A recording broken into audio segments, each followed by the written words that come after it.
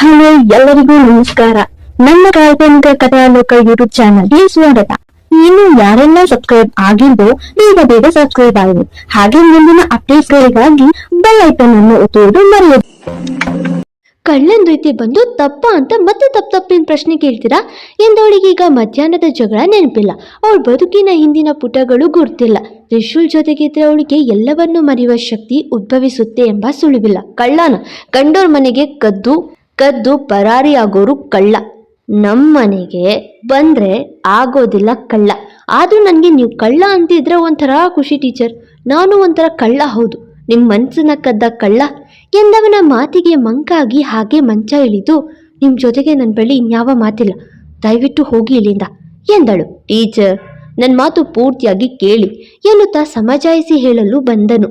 ಅವರ ಜೂಟಾಟದ ಮಧ್ಯೆ ಬಡಪಾಯಿಯಾಗಿ ಬಿದ್ದ ಬೆಡ್ಶೀಟ್ ಕಾಲಿಗೆ ಸಿಕ್ಕಿ ಟೀಚರ್ ಸಮೇತ ಮಂಚದ ಮೇಲೆ ದೊಪ್ಪನೆ ಬಿದ್ದಿದ್ದ. ಅವನೊಟ್ಟಿಗೆ ಈ ರೀತಿ ಒಂದು ಮಂಚದ ಸಂದರ್ಭವನ್ನು ಟೀಚರ್ ಊಹಿಸಿರಲಿಲ್ಲ. ಅವನ ಮೇಲೆ ಬಿದ್ದಿದ್ದವಳಿಗೆ ಕಣ್ಣೆತ್ತಿ ನೋಡಲು ಧೈರ್ಯ ಸಾಲದು. ತಕ್ಷಣ ಎದೋಳಕ್ಕೆ ನೋಡಿದ್ಲು. ಆದರೆ ಈ ಬಾರಿ ತ್ರಿಶೂಲ್ ಅವಳನ್ನ ಬಿಡದೆ, 1 ನಿಮಿಷ ಎಂದವನು ಅವಳನ್ನು ತಡೆದ. ತ್ರಿಶೂಲ್, ಬಿಡಿ ನನ್ನ ಎಂದವಳ ಮಾತಿಗೆ ಲೆಕ್ಕಿಸದೆ, ಮಧ್ಯಾಹ್ನ ತುಂಬ ಮಾತಾಡ್ಬಿಟ್ಟೆ ಟೀಚರ್. ನಿಮಗೆ ಡೈವೋರ್ಸ್ ಆಗಿದೆ ಅಂತ ತಿಳ್ಕೊಂಡಿದ್ದೆ. ಹಾಗಂದ ಡೈವೋರ್ಸ್ ಆಗಿಲ್ಲ ಅಂತ ನಿಮ್ಮೇಲಿರೋ ಪ್ರೀತಿ ಕಮ್ಮಿ ಆಗಿದೆ ಅಂತ ಅಲ್ಲ. ನೀವು ಯಾಕೆ ಇನ್ನೂ ಡೈವೋರ್ಸ್ ಕೊಟ್ಟಿಲ್ಲ? ನಿಮ್ಮ ತಂದೆ ತಾಯಿ ಕೂಡ ಯಾಕೆ ಇದ್ರ ಬಗ್ಗೆ ಚಿಂತೆ ಮಾಡ್ತಿಲ್ಲ? ಅದೇ ನನ್ನ ಕೋಪ. ಅದಕ್ಕೆ ಕೋಪ ಬಂತು, ಅದಕ್ಕೆ ಕೂಗಾಡ್ದೆ, ತಲೆ ಕೆಡ್ತು. ಆದರೆ ಗೊತ್ತಲ್ವಾ, ನನ್ನ ಕೋಪ ಕೆಲ ಗಂಟೆ ಅಷ್ಟೆ, ಅದರಲ್ಲೂ ನಿಮ್ಮ ಮೇಲೆ ಕೆಲ ನಿಮಿಷ ಅಷ್ಟೆ ಎಂದವನ ನೋಡ್ತಾ, ಹಿಡಿತಶು, ನನಗೆ ಹಿಂಸೆ ಆಗ್ತಿದೆ ಎಂದಳು. ತಕ್ಷಣ ಅವಳನ್ನ ಬಿಟ್ಟ. ಹಾಗೆ ಸೀರೆ ಸರಿಪಡಿಸಿಕೊಳ್ಳುತ್ತಾ ಎದ್ದು ನಿಂತವಳು, ಕೋಪದ ಕೈಗೆ ಕತ್ತಿ ಕೊಡಬಾರ್ದು ಎಂದ್ಲು. ಸಾರಿ ಟೀಚರ್ ಎಂದ. ಹಾಡಿದ ಮಾತು ವಾಪಸ್ ತಗೊಳ್ಳೋದು ಕಷ್ಟ ಎಂದ್ಲು. ಸಾರಿ ಟೀಚರ್ ಎಂದ. ನನ್ನ ಪರಿಸ್ಥಿತಿ ಬಗ್ಗೆ ನಿಮ್ಮ ಹತ್ರ ಹೇಳೋಕೆ ಟ್ರೈ ಮಾಡಿದೆ ನಾನು.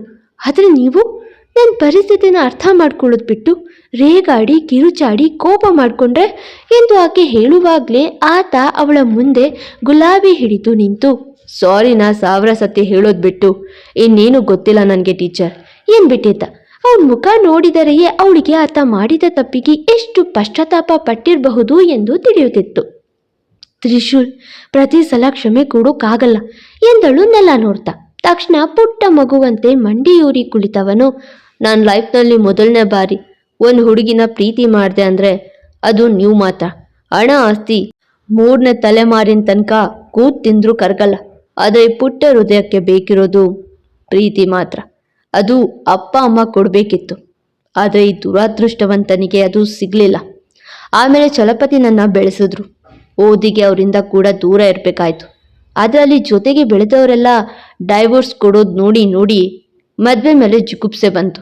ಆದರೆ ನೀವು ಚಿಂಟುನ ನೋಡ್ಕೊಳ್ಳೋ ರೀತಿ, ಮುದ್ದು ಮಾಡಿ ತೋರೋ ಪ್ರೀತಿ ನನ್ನ ಮನಸ್ಸಿಗೆ ತುಂಬ ಇಷ್ಟ ಆಯಿತು. ಹೆಂಡತಿಗೆ ಗಂಡಾನೇ ಮೊದಲನೇ ಮಗು ಅಂತೆ. ಈ ಸಾಲು ಎಲ್ಲೋ ಓದಿದ ನೆನಪು. ನಾನು ನಿಮ್ಮನ್ನ ಮದುವೆ ಆದರೆ ಎಲ್ಲೋ ನನಗೆ ತಾಯಿ ಪ್ರೀತಿನೂ ಸಿಗುತ್ತೆ ಅನ್ನಿಸ್ತು. ಅದಕ್ಕೆ ನಿಮ್ಮನ್ನ ಪ್ರೀತಿಸಿದೆ ಎಂದ. ಈ ಭೂಮಿ ಮೇಲೆ ತಾಯಿ ಪ್ರೀತಿಗೆ ಹಂಬಲಿಸಿ ಮದುವೆ ಆಗೋ ಗಂಡಸರು ಇನ್ನೂ ಭೂಮಿ ಮೇಲೆ ಇದ್ದಾರಾ ಎಂದು ಶ್ರೇಯಾ ವಿಚಿತ್ರವಾಗಿ ನೋಡ್ತಿದ್ಲು. ನೀವು ಡೈವೋರ್ಸ್ ಕೊಟ್ಟಿಲ್ಲ ಅನ್ನೋ ಚಿಂತೆಗಿಂತ ನೀವು ಡೈವೋರ್ಸ್ ಕೇಳಿದ್ರೆ ನೀವು ಮತ್ತೆ ನಿಮ್ಮ ಗಂಡನಿಗೆ ಒಂದು ಚಾನ್ಸ್ ಕೊಟ್ಟು ಎಲ್ಲಿ ನಿಮ್ಮಿಂದ ಕಿತ್ಕೊಳ್ತಾನೋ ಅಂತ ಹೆದರಿಕೆ ಆಯಿತು. ಅದಕ್ಕೆ ಕೋಪಕ್ಕೆ ಕಿರ್ಚಾಡ್ದೆ. ನಿಜ, ನೀವಿಲ್ದೆ ಅವನು ಇಷ್ಟು ವರ್ಷ ಇದ್ದ ಅಂದರೆ ಮುಂದೆ ಕೂಡ ಇರೋ ತಾಕತ್ತಿದೆ ಅವನಿಗೆ. ಆದರೆ ನನಗಿಲ್ಲ ಶ್ರೇಯಾ. ದೊಡ್ಡದಾಗಿ ಕಾಣೋ ಪುಟ್ಟ ಮಗು ನಾನು. ನನಗೆ ನೀನಿಲ್ದೆ ಬದುಕೋ ಧೈರ್ಯ ಇಲ್ಲ. ನೀನು ಡೈವೋರ್ಸ್ ಕೊಡದೆ ನನ್ನ ಮದುವೆ ಆಗಲ್ಲ. ಆದರೆ ಡೈವೋರ್ಸ್ ಕೇಳೋಕೆ ಹೋಗಿ ಅವನು ಕೊಡಲ್ಲ ಅಂದರೆ, ಅಥವಾ ಅವನು ನಿನ್ನ ಮತ್ತೆ ಹೆಂಡತಿ ಅಂತ ನಮ್ಮ ಮಧ್ಯೆ ಅಡ್ಡ ಬಂದರೆ, ನೀನು ಅವನನ್ನ ಮತ್ತೆ ಒಪ್ಪಿ ನನ್ನ ದೂರ ಮಾಡಿದ್ರೆ ಎಂದು ಕಣ್ತುಂಬಿಕೊಂಡವನ ನೋಡಿ ಅವಳ ಕಣ್ಣು ತುಂಬಿಕೊಳ್ತು. ತಕ್ಷಣ ಅವನನ್ನ ಎದ್ದೇಳಿಸಿದವಳು ಏನೊಂದು ಹೇಳದೆ ಬಿಗಿದಪ್ಪಿ ಅತ್ತಳು. ಶ್ರೇಯಾ, ನಾನಿನ್ನ ತುಂಬ ಪ್ರೀತಿ ಮಾಡ್ತೀನಿ. ನನಗೆ ನೀನು ನನ್ನ ದೂರ ಮಾಡಲ್ಲ ತಾನೆ ಎಂದ. ತ್ರಿಶೂಲ್, ನನಗೆ ನೀವಂದ್ರೆ ತುಂಬ ಇಷ್ಟ. ನಾನಾಗಿ ಇಷ್ಟಪಟ್ಟಿರುವವರು ನೀವು ಮಾತ್ರ.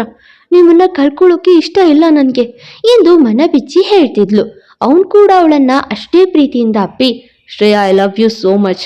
ನನ್ನ ಬಿಟ್ಟು ಪ್ಲೀಸ್ ದೂರ ಹೋಗಬೇಡ ಶ್ರೇಯಾ. ನನಗೆ ನೀನಿಲ್ಲದೆ ಇರೋಕ್ಕಾಗಲ್ಲ ಪ್ಲೀಸ್ ಎಂದು ಬೇಲಾಡಿದ.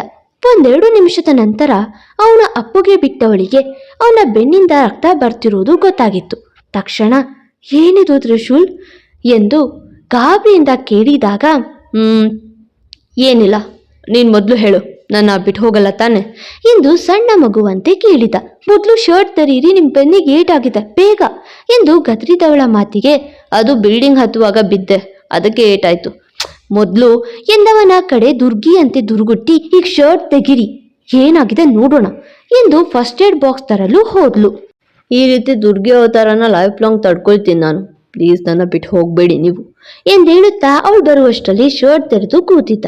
ಮೊದಲೆಲ್ಲ ಅವನನ್ನ ಈ ರೀತಿ ನೋಡಿ ಕೋಪಗೊಳ್ತಿದ್ದವಳು ಇಂದು ಅವನನ್ನ ಶರ್ಟ್ ಇಲ್ಲದೆ ನೋಡಿ ಹೊಸದಾದ ಭಾವನೆ ಮೂಡಿದ ಹಾಗೆ ಯಾವ ಭಯವಿಲ್ಲದೆ ಹತ್ರ ಬಂದಿದ್ಲು. ಕಾರಣ ಮತ್ತೇನೂ ಅಲ್ಲ, ಪ್ರೀತಿಯೇ.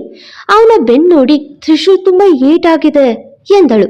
ಅದಕ್ಕಿಂತ ಏಟು ಈ ಹಾರ್ಟಿಗೆ ಆಗಿದೆ ಎಂದ. ಸುಮ್ನಿರಿ ಎಂದವಳು ರಕ್ತ ಒರೆಸಿ ಪ್ಲಾಸ್ಟರ್ ಹಾಕಿ ನೀವಿನ್ನು ಮುಂದೆ ಈ ರೀತಿ ಕೆಟ್ಟ ಸಾಹಸ ಮಾಡಬೇಡಿ ಎಂದು ಎಚ್ಚರಿಸಿ ಹೋಗುವಾಗ ಅವಳ ಕೈ ಹಿಡಿದು ತನ್ನ ಮೇಲೆಳೆದುಕೊಂಡು ನಕ್ಕನು. ತ್ರಿಶೂಲ್ ನಿಮಗೆ ಬೇಳು ಕೊಟ್ರೆ ಎಂದು ಆಕೆ ಮತ್ತೇನೋ ಹೇಳೋ ಮುನ್ನವೇ ಬಾಡಿನ ನುಂಗುವೆ ಅಲ್ವಾ ಎಂದ. ಅವನ ಮುಖದ ನಗು ನೋಡಿ ತಾನು ನಕ್ಕವಳು ತ್ರಿಶೂಲ್ ನಾನು ನಿಮಗೆ ಕೆಲವೊಂದು ವಿಚಾರ ಹೇಳಬೇಕು ಎಂದಳು. ನಿಮ್ಮ ಮಾತು ಕೇಳೋಕೆ ಈ ಕಿವಿ ಹುಟ್ಟಿರೋದು ಟೀಚರ್ ಎಂದ. ನೀವು ಸ್ಟೂಡೆಂಟ್ ಅಲ್ಲ, ಕವಿಯಾಗಿ ಮಾತಾಡ್ತಾ ಇದ್ದೀರಾ ಎಂದು ಅವನಿಂದ ಮೇಲೇಳ್ಬೇಕು. ಹೀಗೆ ಹೇಳಿ, ನಿಮ್ಮನ್ನ ನೋಡ್ತಾ ಕೇಳ್ತೀನಿ ಎಂದ. ಹಾಗ ನಿಮ್ಮ ಕಿವಿ ವರ್ಕ್ ಆಗಲ್ಲ, ಬಿಡಿ ನನ್ನ ಎಂದು ಅವನೆದುರು ಕುಳಿತ್ಲು. ನಾನು ಬಿಟ್ಟು ಹೋಗಲ್ಲ ತಾನೆ ಎಂದು ಕೈ ಹಿಡಿದು ಕೇಳಿದ. ಮೊದಲು ನಾನು ಹೇಳೋದು ಕೇಳಿ, ಆಮೇಲೆ ಬಿಟ್ಟು ಹೋಗ್ತಿರೋ ಇರ್ತಿರೋ ನೀವು ಹೇಳಿ ಎಂದಳು. ಏನು ಎಂದು ವಿಚಿತ್ರವಾಗಿ ನೋಡ್ದ.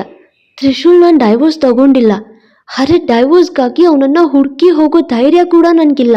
ಅವನು ಸರಿ ಇಲ್ಲ, ಅವನೊಬ್ಬ ನೀಚ, ಹೆಣ್ಣು ಬಾಕ ಎಂದವಳ ಕಣ್ಣು ಭಯದಲ್ಲಿ ಬೆದರಿತು. ಅವನೊಬ್ಬ ಕಾಮುಕ ಎಂದಳು ಮೆತ್ತಗೆ ನಿಟ್ಟುಸಿರು ಬಿಟ್ಟು. ಶ್ರೇಯಾ, ನಿಂಗೆ ಹೇಳೋಕ್ಕಾಗಲ್ಲ ಅಂದ್ರೆ ಬೇಡ, ನಾನೇನು ಕೇಳಲ್ಲ ಎಂದನು ತ್ರಿಶೂಲ್. ಯಾಕೋ ಅವನಿಗೂ ಇವಳ ಕತೆ ಕ್ರೂರವಾಗಿದೆ, ಅದನ್ನು ಹೇಳಿಸಿ ಅವಳಿಗೆ ನೋಯಿಸಬಾರ್ದು ಅನ್ನಿಸ್ತು.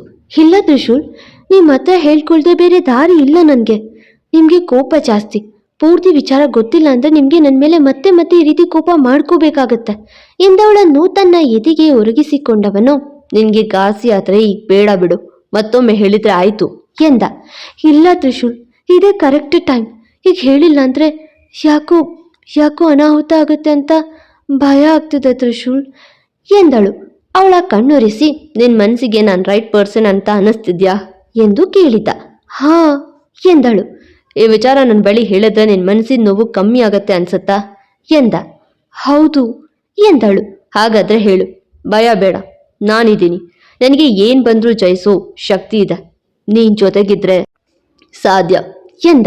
ಅವಳು ಆಲೋಚನೆ ಮಾಡ್ತಾ ಕುಳಿತಾಗ ಓಕೆ ನೀನು ಸುಧಾರಿಸ್ಕೊ, ನಾನು ಕಾಫಿ ತರ್ತೀನಿ ಎಂದು ಹೊರಟಿದ್ದ. ಅವನ ಕೈ ಹಿಡಿದು ತಡೆದವಳು ನನಗೆ ನನ್ನ ಮದುವೆ ಅಂದರೆ ದೊಡ್ಡ ಕನಸು. ನನ್ನ ಮದುವೆ ಆಗೋ ಹುಡುಗ ನನ್ನ ರಾಣಿಯಂತೆ ನೋಡ್ಕೊಳ್ತಾನೆ, ಹೂವಿನಂತೆ ಮೃದುವಾಗಿ ಕಾಳಜಿ ಮಾಡ್ತಾನೆ. ಅವನು ಹೇಗಿರಬಹುದು, ಎಲ್ಲಿರಬಹುದು, ಯಾವಾಗ ಸಿಗ್ಬಹುದು, ಹೀಗೆ ಎಲ್ಲ ಹುಡುಗಿರು ಆಲೋಚನೆ ಮಾಡುವಂತೆ ನಾನು ಸದಾ ನನ್ನ ಹುಡುಗನ ಆಲೋಚನೆ ಮಾಡ್ತಿದ್ದೆ ಎಂದು ಕತೆ ಶುರು ಮಾಡಿದ್ಲು. ಮುಂದೆ ಶ್ರೇಯಾ ಕತೆ ಕೇಳೋಕೆ ರೆಡಿ ಇದ್ದೀರಾ? ತಪ್ಪದೆ ಅಭಿಪ್ರಾಯ ತಿಳಿಸಿ ಆಯ್ತಾ? ಮುಂದಿನ ಎಪಿಸೋಡಲ್ಲಿ ಅವಳ ಇಡೀ ಫ್ಲ್ಯಾಶ್ ಬ್ಯಾಕ್ ತಿಳಿಸ್ಬಿಡ್ತೀನಿ. ಅವಳ ಫ್ಲ್ಯಾಶ್ ಬ್ಯಾಕ್ ತುಂಬ ಕ್ರೂರವಾಗಿದೆ, ತುಂಬ ಬೇಸರ ಆಗತ್ತೆ, ಅಡ್ಜಸ್ಟ್ ಮಾಡ್ಕೊಳ್ಳಿ. ಮತ್ತೆ ಸಿಗುವ. Thank you. ಫಾಲೋ ಮಾಡಿ ಕಾಲ್ಪನಿಕ ಕಥಾಲೋಕ. ಮತ್ತೆ ಸಿಗುವ.